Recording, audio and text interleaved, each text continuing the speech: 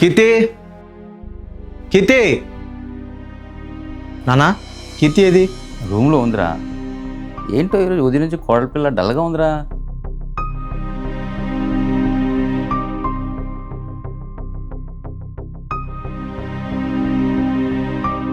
ఏమైంది? మీరా ఎంతసేపు అయిందండి వచ్చి? ఇప్పుడే వచ్చా కానీ ఎందుకు ఏడుస్తున్నావు? ఏం లేదండి, ఉండండి మీకు కాఫీ తీసుకొస్తాను.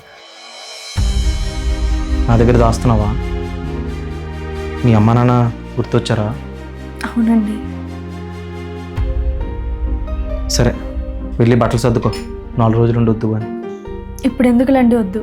మళ్ళీ మీకు మామయ్యకి భోజనానికి ఇబ్బంది అయిపోద్ది. 4 రోజులు హోటల్ని తెచ్చుకుంటే ఏం అవ్వదు, కానీ వెళ్ళి బట్టలు సర్దుకో. ఏంటమ్మా బ్యాగు? పుట్టింటికా? అవును నాన్న, దింపేసి వస్తాను. పుట్టింటికి వెళ్ళనగానే మొహం ఎలా వెలిగిపోతుందో చూడరా. మన ఇంట్లో మాత్రం ఎప్పుడే నవ్వుతూ కనిపించదు. అయినా నీకు ఇక్కడ ఏం తక్కువ చేసావమ్మా?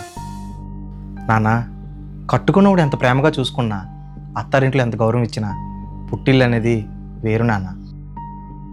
అక్కడ అమ్మాయి స్వేచ్ఛగా నవ్వుతుంది, ఏడుస్తుంది, తన మనసులో ఉన్న మాటను చెప్పుకుంటుంది. అత్తారిల్లు హక్కు అయితే పుట్టిల్లు ఎప్పటికీ స్వేచ్ఛ నాన్న. సరే, జాగ్రత్తగా వెళ్ళమ్మా. భార్య మనసుని అర్థం చేసుకునేవాడు భర్తగా వస్తే ఆమె జీవితానికి అంతకన్నా పెద్ద అదృష్టం ఇంకేముంటుంది?